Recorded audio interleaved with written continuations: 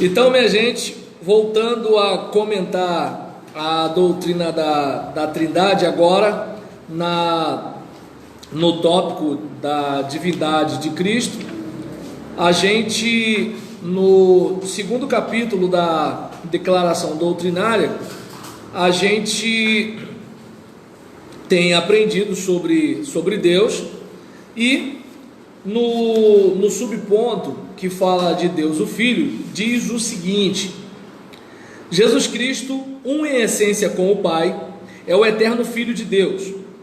E aí, referência bíblica, a gente tem Salmo 2, versículo 7, 110, versículo 1, Mateus 1, versículo 18 a 23, Mateus 3, versículo 17, Mateus 8, versículo 29, Mateus 14, versículo 33, Mateus 16, versículo 16 e versículo 27, Mateus 17, versículo 5, Marcos 1, versículo 1, Lucas 4, versículo 41 e Lucas 22, versículo 70, João capítulo 1, versículo 1 e 2, João 11, versículo 27, João 14, versículo 7 a 11 e João 16, versículo 28. Segundo ponto: nele, por ele e para ele foram criadas todas as coisas. Referência: João capítulo 1, versículo 3, 1 Coríntios capítulo 8, versículo 6, Colossenses capítulo 1, versículo 16 e 17. Continuando: na plenitude dos tempos ele se fez carne na pessoa real e histórica de Jesus Cristo, gerado pelo Espírito Santo e nascido da Virgem Maria, sendo em sua pessoa verdadeiro Deus e verdadeiro homem. Referência bíblica: Isaías capítulo 7, versículo 14, Lucas capítulo 1, versículo 35, João capítulo 1, versículo 14 e Gálatas capítulo 4, versículos 4 e 5. Jesus é a imagem expressa do Pai, do seu Pai, a revelação suprema de Deus homem. Referência: João 4, versículos 7 a 9, Mateus 11, versículo 27, João capítulo 10, versículos 30 e 38, João 12, versículo 44 até 50, Colossenses 1, versículo 15 e versículo 19, Colossenses 2, versículo 9, Hebreus 1, versículo 3. Ele honrou e cumpriu plenamente a lei divina e revelou e obedeceu toda a vontade de Deus. Isaías 53, Mateus capítulo 5, versículo 17, Hebreus 5, versículos 7 a 10. Identificou-se perfeitamente com os homens, sofrendo castigo e expiando a culpa de nossos pecados, conquanto ele mesmo não tivesse pecado. Romanos 8, versículo 1 a 3, Filipenses 2, versículos 1 a 11, Hebreus 4, 14 e 15, 1 de Pedro capítulo 2, versículos 21 a 25. Para salvar-nos do pecado, morreu na cruz, foi sepultado e ao terceiro dia ressurgiu dentre os mortos e, depois de aparecer muitas vezes a seus discípulos, ascendeu aos céus, onde à destra do Pai exerce o seu eterno sumo sacerdócio. Atos capítulo 1, versículos 6 a 14, João capítulo 19, versículo 30 a 35, Mateus capítulo 28, versículo 1 a 6, Lucas capítulo 24, versículo 46, João capítulo 20, versículo 1 a 20, Atos capítulo 2, versículos 22 a 24, 1 Coríntios capítulo 15, versículos 4 a 8. Jesus Cristo é o único mediador entre Deus e os homens, e o único e suficiente Salvador e Senhor. João capítulo 14, versículo 6, Atos capítulo 14, versículo 12, 1 Timóteo capítulo 1 Timóteo capítulo 2, versículos 4 e 5, Atos capítulo 7, versículos 55 e 56, Hebreus capítulo 4, versículos 14 a 16 e Hebreus capítulo 10, versículo 19 a 23. Pelo seu Espírito, ele está presente e habita no coração de cada crente e na igreja. Mateus 28, 20, João 14, 16 e 17, João capítulo 14, versículo 16 e 17, João capítulo 15, versículo 26, João capítulo 16, versículo 7 e 1 Coríntios capítulo 6, versículo 19. Vamos lá. Ele voltará visivelmente a este mundo em grande poder e glória para julgar os homens e consumar sua obra redentora. Atos capítulo 1, versículo 11, 1 Coríntios capítulo 15, versículo 24 a 28, 1 aos Tessalonicenses, capítulo 4, versículo 14 a 18, e Tito, capítulo 2, versículo 13. Então a gente viu aqui trechos da declaração doutrinária na parte que fala sobre Deus o Filho. Vamos agora ao comentário de J. Scott e Russell Shedd. Seguindo aqui, Jesus Cristo participa plenamente da mesma essência, homousios, com o Pai, sem começo e sem fim. Ele é, abre aspas, o mesmo ontem, hoje e para sempre, fecha aspas. Salmo 110, versículo 1, João 1 e Hebreus 13, 8.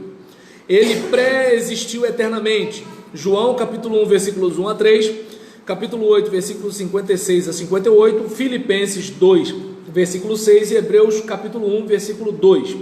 E portanto ele é antes de todas as coisas. Colossenses 1, 17. Ele existe em pé de igualdade com o Pai, sendo a mais perfeita expressão e imagem dele. Colossenses 1, 15. O Filho é unigênito, indicando que ele não foi criado como foram os anjos. O significado de ele ser eternamente gerado, expressão de Orígenes, sempre será um mistério para nós. No aspecto humano, entendemos a declaração: tu és meu filho, hoje te gerei, entre aspas, como uma referência à ressurreição. Salmo capítulo 2, Salmo não tem capítulo, Salmo 2, 7, Hebreus 1, versículo 5, Hebreus 5, versículo 5, Romanos 1, versículo 4. A declaração, abre aspas, mas acerca do Filho diz: o teu trono, ó Deus, é para todo sempre, fecha aspas. Hebreus capítulo 1, versículo 8, contradiz qualquer restrição à eternidade de Jesus Cristo. Por meio de Jesus Cristo foram criadas todas as coisas. João 1, versículo 3, Colossenses 1, versículos 16 e 17, Hebreus 1, versículo 2. Além de ser o agente divino da criação, todas as coisas foram criadas para ele. Desta forma, ele é o herdeiro da criação. O fato de que ele é o primogênito comunica esta virtude. Colossenses 1, versículo 15. Muitas profecias do AT pré-anunciam a primeira vinda de Jesus. Falam de sua pessoa e obra. Ele cumpriu plenamente a esperança que os profetas escreveram acerca de alguém que seria rei. Zacarias, capítulo 9, versículo 9.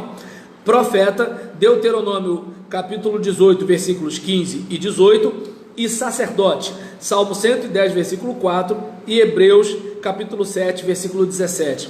Para aqueles que pensam em ministério pastoral, é muito comum em concílio se perguntar isso. É claro que muita gente fala que Jesus é rei, sacerdote, profeta, mas não cita nada. Mas aí já está a colinha, se você quiser tirar uma onda, tá bom? E nesse caso, não vai ser por isso que você vai ser reprovado. Na plenitude dos tempos, Jesus Cristo, o eterno Logos de Deus, tornou-se carne. João, capítulo 1, versículo 14. Por meio do Espírito Santo, que fertilizou um ovo no ventre da Virgem Maria. Entenderam o ovo aqui, né, gente? Pelo amor de Deus. Mateus 1, versículo 20 a 25, Lucas, capítulo 1, versículo 31 a 35, e Gálatas, capítulo 4, versículo 4. Nasceu como criança única na história, porque foi perfeito homem e verdadeiro Deus. Veio em semelhança de carne pecaminosa, Romanos 8, 3, sem a contaminação do pecado original. Como o último Adão, foi essencial que Jesus participasse conosco plenamente em nossa humanidade, com um corpo semelhante ao nosso. Desse modo, ele podia conduzir muitos filhos à glória. Hebreus capítulo 2, versículo 10, por causa de sua identificação em carne e sangue com os homens. Como o unigênito de Deus, João capítulo 1, versículo 18, Jesus Cristo revelou a sabedoria e amor de Deus em forma compreensível. Sua natureza humana foi tão real que ele também podia sofrer tentações em todas as coisas. Hebreus capítulo 4, versículo 15. Sua participação em nossa carne humana implicou em fraquezas, como cansaço, fome e sede. Mesmo assim, nunca deixou de cumprir perfeitamente a vontade de Deus, guardando sua lei sem qualquer falha. Eu lembro, gente, no meu tempo de seminarista, eu caí na infelicidade de perguntar ao meu professor se Jesus teve poluição noturna. O cara ficou com raiva de mim até vocês, deixa pra lá. Aí só o Anderson que riu. Jesus deve ter? Não, eu não disse que teve nada. Eu falei que eu, enquanto seminarista, eu caí na infelicidade de perguntar ao professor se Jesus poderia ter tido poluição noturna. O cara ficou chateado comigo até o final do semestre, entendeu? Só que eu não perguntei por mal, entende? A gente está falando da humanidade de Jesus. E aí nisso, do jeito que o Renato arregalou o olho para mim, eu estou me sentindo o mais miserável dos pecadores. Mas vamos lá. Então, nesse caso, que bom que você teve essa naturalidade, né? Mas o professor não teve essa naturalidade. Exatamente. Oi, falando, Fernando? Não, na verdade eu ia perguntar o que era. Poluição noturna. Sim. Peraí, daqui a... Tá bom. Não, o que acontece é que, por exemplo, o homem ele tem um mecanismo, né? Mulher eu não sei como é que funciona até hoje, mas assim, o homem tem um mecanismo. Até tento entender, Nívia. Tento, né? O homem tem um mecanismo que assim, se ele ficar muito tempo sem relação sexual, ele tem orgasmo e ejacula, dormindo, entendeu? Aí nesse caso, voltando para cá e partindo do princípio que eu fico demais. Humanamente isso é algo normal, né? Porque imagina, se Jesus era casto fisicamente, não estou afirmando, se Jesus era casto, né? Se ele, por exemplo, além de ser casto, ele era humano, ele é constituído de biologia saudável. Eu só fiz uma pergunta. Tá dando para entender? Não, você não precisa imaginar nada, é o seu organismo, não tem questão de imaginar, né? Você imaginava dar ruim, deixa quieto. Então vamos para lá. Concluímos, portanto, que as seguintes afirmações são bíblicas. 1. Nosso Senhor teve um corpo humano e alma racional. Possui a natureza divina no sentido pleno da palavra. Sendo de duas naturezas, divina e humana, ele foi e continua sendo uma só pessoa. Sem pai humano, Jesus foi concebido miraculosamente, sem natureza pecaminosa. E nessa hora que eu bato palma para um marido chamado José, né? Assim, pra gente é a coisa mais natural do mundo falar que Maria engravidou do Espírito Santo. Mas na boa, gente, na boa. Não, Fernando, você, o mais santo entre nós, diz para mim. Tua noiva chega e fala assim: tô grávida, vocês nunca tiveram nada. Você fala assim: como é que é isso? E ela fala assim: Espírito Santo. E aí? Pior naquela sociedade da época. Não, primeiro que é o seguinte: se ele despacha a mulher para ser apedrejada, maltratada, ridicularizada, ele, por exemplo, fica numa situação ruim. E se ele assume o filho que não é dele, ele também fica numa situação ruim. Imagina numa sociedade pequena ali, todo mundo comentando as coisas. Gente, pelo amor de Deus, tá entendendo? É complicado, né? Porque assim, o filho é dele, olha só, tá vendo? Eles não respeitaram a lei, eles não sei o que, não sei o que lá, são dois sem vergonha, tá dando para entender? Ele assumindo, as candinhas vão falar, né? Crotilde e Matilde no muro vão bater um papo, né? Agora imagina o seguinte, tanto que aqui o texto fala o quê? Ele foi na calada, vamos anular esse casamento, não quero, assim, eu denunciar você, falar mal de você, vamos cancelar esse negócio e sair a francesa, né? Então, e detalhe, o anjo fala para ele: não, esse filho é do Espírito Santo. Nessa hora, se bobear, o crente duvida até da revelação, pensa que é alucinação, tem que tomar um remédio, entende? Então, assim, e sem falar que cuidou, né, de um filho que não era dele, como se fosse, deu ofício, deu formação, ficou preocupado com ele, foi mais pai do que alguns pais, né, que a gente tem por aí, que eu nem sei se a gente chama de pai, né, porque o fato só de gerar, a gente tem os cachorros na esquina, né, e assim, e nem por isso a gente chama de pai, né. Seguindo aqui, Jesus Cristo nasceu para revelar a Deus em sua justiça perfeita e também para morrer. Sua morte na cruz foi vicária, um sacrifício substitutivo. É muito comum um pregador falar morte vicária, né? É um negócio bonito que ninguém entende, né? O pregador gosta desses negócios. Então, mas graças a Deus, né? O autor aqui, né? Nem sempre, né? Tem ovelhas, entendeu? Né? Tem ovelhas que não são muito gentis. Então, nesse caso, a respeito disso, vamos lá. Vamos seguir. Bem, Nível até já profetizou teu ministério. Então, em relação a isso aqui, olhando para cá, nós vamos observar o seguinte, né? Que foi um sacrifício substitutivo. Isaías 53, versículo 6, 1 Coríntios 15, versículo 3, Hebreus 9, versículo 14 e Hebreus 10, versículo 10. Pelo seu sangue vertido na cruz, Deus justifica pecadores gratuitamente. Romanos 3, 24. O sangue de Cristo serve como propiciação para todos os que pela fé se entregam a Ele. Romanos 3, 25. Nele temos a redenção, quer dizer, o pagamento total da culpa dos nossos pecados. Efésios 1, 7.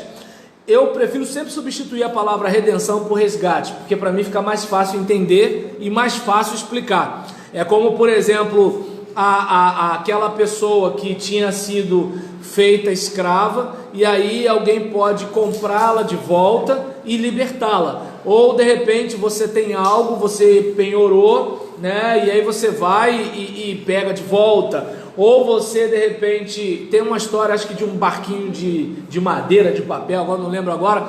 Tem uma história de um menino que perdeu um brinquedo dele, e aí nisso ele encontra, né, numa banca, né, de uma feira, alguma coisa assim, e ele vai e junta todo o dinheiro que ele tem para chegar e comprar aquilo ali de volta, né? Então, diante dessa situação, a gente, por exemplo, vai observar aqui, né, que o resgate, né, do pagamento da culpa dos nossos pecados, isso é uma coisa fantástica, porque assim, ele foi, diz 1 Coríntios 5, 21, fala o quê? Aquele que não conheceu o pecado, Deus o fez pecado por nós, para que fôssemos feitos nele justiça de Deus, né? Então é algo só para a gente, né, observar aqui. Continuando, a lei de ordenanças, bem como a dívida de culpa perante Deus, foi cravada na cruz. Colossenses capítulo 2, versículo 14, anulando qualquer exigência de conseguir a salvação pelas obras da lei. Como não há remissão de pecados sem o derramamento de sangue, e aí eu não sei se vocês lembram da frase da Benedita, sem derramamento de sangue não há redenção, que teve gente que falou que ela estava fazendo um discurso de violência. Quando ela falou o negócio de pegar em arma é que deu ruim. Mas, por exemplo, essa citação é uma citação bíblica de que assim, sem derramamento de sangue não há remissão de pecados. Ou seja, alguém inocente vai derramar o seu sangue, né? Para quê? Para que alguém culpado seja absolvido por causa da dívida paga por outra pessoa, né? Então, continuando aqui, Hebreus capítulo 9, versículo 13. Por seu sangue ele comprou, abre aspas, para Deus, os que procedem de toda a tribo, língua, povo e nação. Apocalipse capítulo 5, versículo 9. Pela redenção na cruz ficamos livres. Gálatas capítulo 5, versículo 1 e versículo 13. A cruz de Cristo também marcou a derrota das forças satânicas, principados e potestades, triunfando sobre eles. Colossenses capítulo 2, versículo 14. Por sua morte ele garante a derrota de Satanás e destituição de todo o seu poder sobre a morte dos filhos de Deus. Hebreus 2, 14. A ressurreição de Jesus Cristo em corpo glorificado, visível e palpável, cumpriu as profecias do Antigo Testamento e foi confirmado por muitas testemunhas. 1 Coríntios 15, versículos 3 a 8. Após a ressurreição, Jesus Cristo continua sendo Deus homem, eternamente exaltado em corpo espiritual. Ou seja, de acordo com as Escrituras, Jesus ele ressuscita, né, e ressuscita com aquele corpo que dá para comer um peixe na brasa. Não sei se vocês lembram da passagem, né? Então ele sobe com aquele corpo ali, certo? E diz a Bíblia que nós ressuscitaremos, e ele, enquanto primícia daqueles que dormem, nós também teremos um corpo glorificado. E diante de uma situação dessa, é bom a gente observar que assim, não vamos para a eternidade como um Gasparzinho da vida. Não, nós vamos com um corpo, né? Pode não ser um corpo como esse, que sangra, que apodrece, que cheira mal, né? Mas, né, vai ser um corpo, de acordo com as Escrituras. E nesse caso, deixa eu ver aqui, A cruz de Cristo, isso, por sua morte, isso, peraí,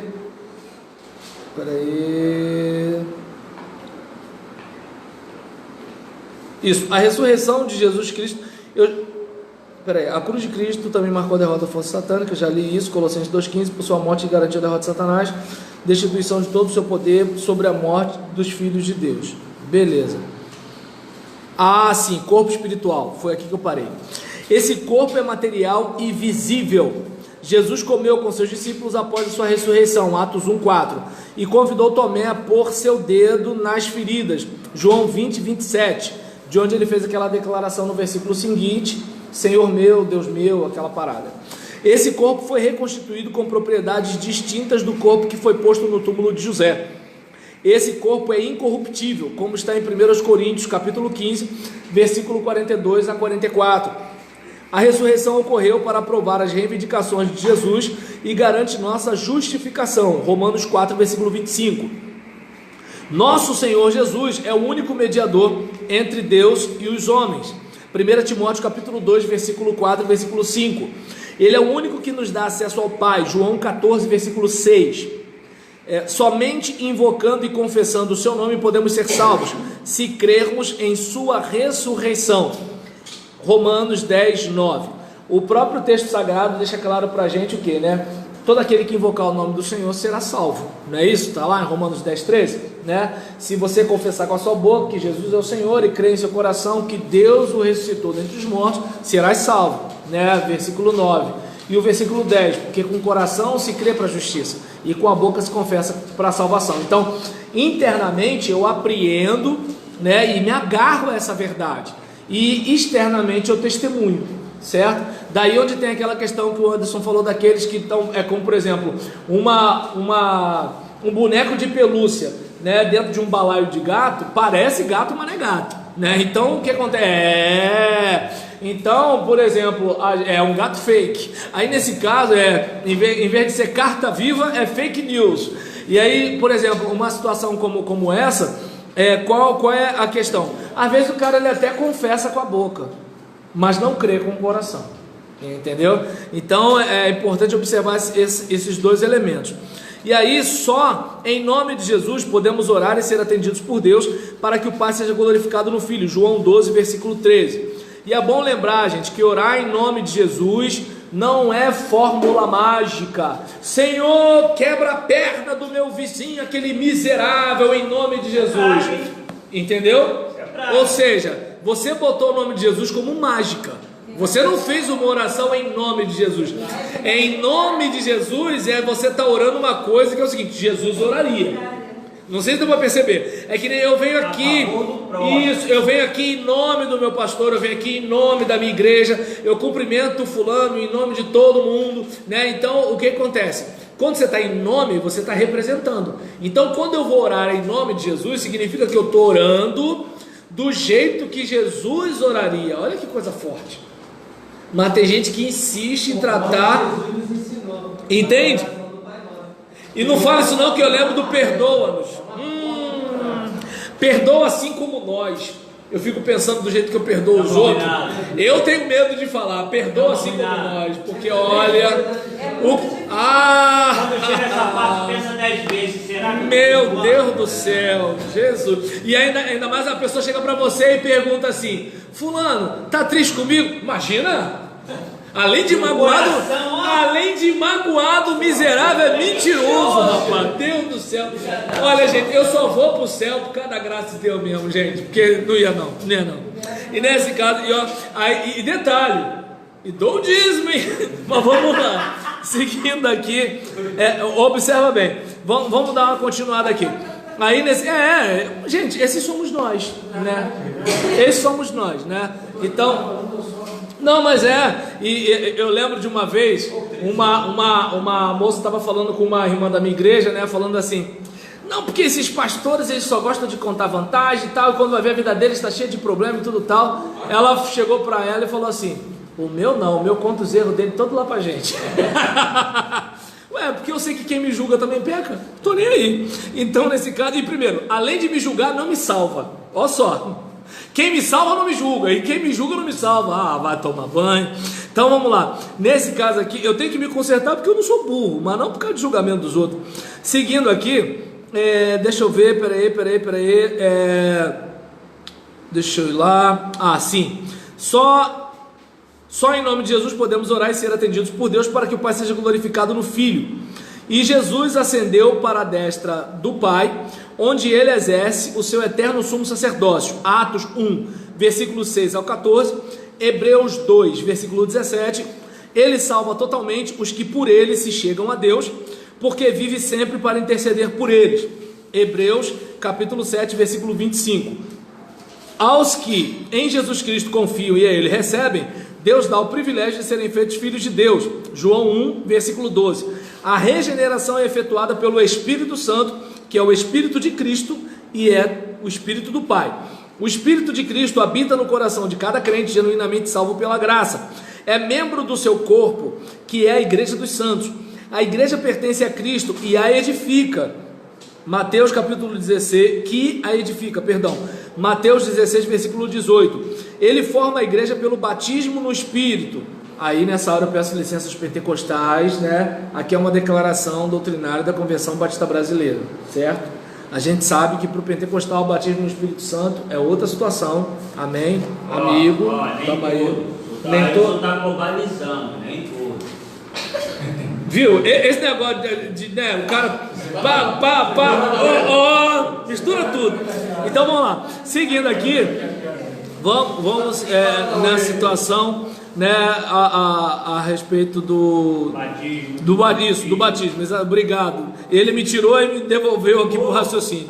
Então, seguindo aqui, né, ele forma a igreja pelo batismo no Espírito. 1 Coríntios capítulo 12, versículo 13, onde o texto diz, né, que todos nós bebemos de um mesmo Espírito, certo? Esta igreja é descrita de muitas maneiras no Novo Testamento.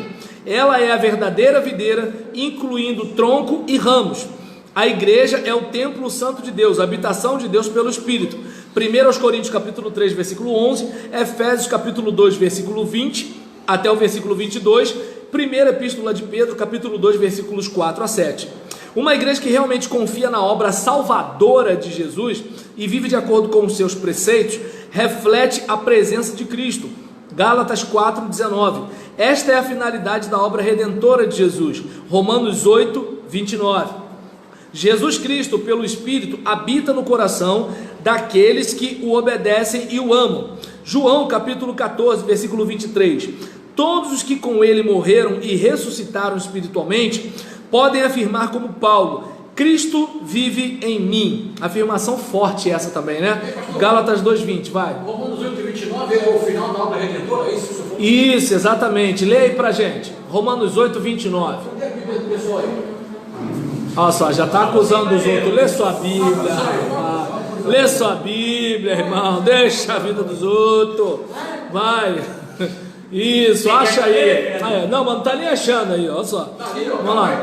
Romanos, Mateus, Marcos, Lucas, João. Porque os que dantes conheceu também os predestinou para serem conformes à imagem do seu filho, a fim de que ele seja o primogênito entre muitos irmãos. Então a gente percebe que Romanos 8:28 fala daqueles que são chamados segundo o propósito, e o Romanos 8:29 fala de qual é o propósito, que é o que? A gente que está nessa condição chegar ao próximo nível, né? E até chegar a esse próximo nível, o Espírito que intercede por nós, que está no contexto dos versículos anteriores, vai preparar a gente para a gente chegar lá naquele nível. Até lá a gente vai estar assim, entendeu? Abrindo a Bíblia, cobrando a Bíblia dos outros e por aí vai. Então nesse caso, vamos embora, Então, seguindo aqui, Jesus Cristo pelo Espírito habita no coração daqueles que o obedecem e o amam. João 14, 23. Todos que com ele morreram e ressuscitaram espiritualmente podem afirmar como Paulo: Cristo vive em mim. Gálatas 2:20. Todos que com o rosto desvendado pela fé contemplam a glória de Cristo nas Escrituras são transformados de glória em glória na sua imagem pelo poder do Espírito. 2 Coríntios capítulo 3, versículo 18.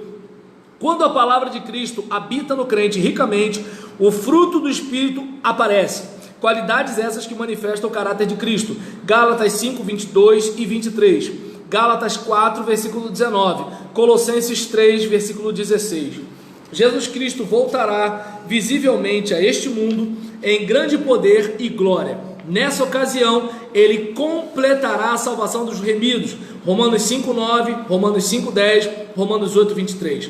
Os mortos em Cristo ressuscitarão primeiro, aqueles irmãozinhos que morreram antes de nós, certo? E os vivos serão transformados instantaneamente. Se ele vier enquanto nós estivermos aqui, seremos transformados.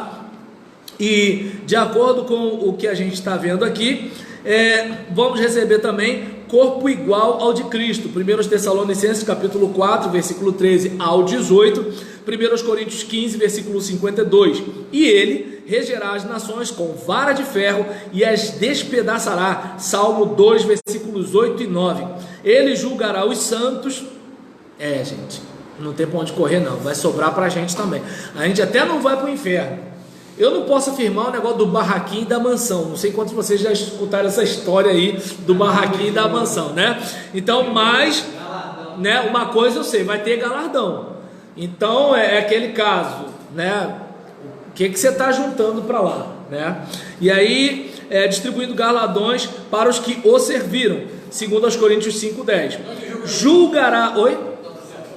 Tá certo? Então tá bom. Julgará os incrédulos segundo as suas obras e os condenará às penas eternas do inferno. Apocalipse 20, versículos 11 a 19. Então a gente tem essa questão, né, do Filho, que ao mesmo tempo é Deus, ao mesmo tempo é homem, primícia dos que dormem, corpo glorificado. Então a gente tem, por exemplo, no mundo espiritual, alguém, né, que de alguma forma tem um corpo. E esse corpo é uma demonstração, é uma amostra daquilo que nós seremos, certo?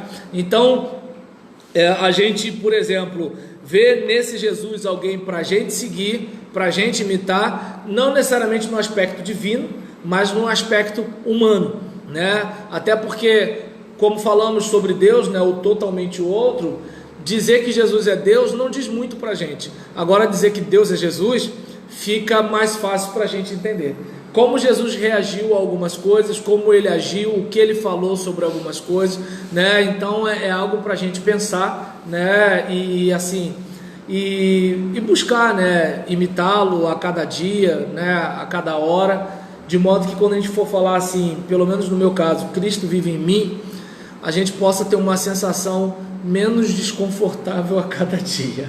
Eu não sei se alguém quer falar alguma coisa antes da gente fechar e comer o bolo que a Marta trouxe pra gente. Bolo? Se eu te lembrar um negócio Do Espírito Santo. Então a gente vai ter um intervalo, come o bolo, na volta a gente... Você pode falando aqui, conversando, acabou o lanche. Então, é isso que eu tô falando de intervalo. Eu vou apertar aqui, vou ao banheiro, beber água, e enquanto vocês comem o bolo, eu volto. Tá bom? Tá bom, sim, senhor. Obrigado. Já você quer explicadinho?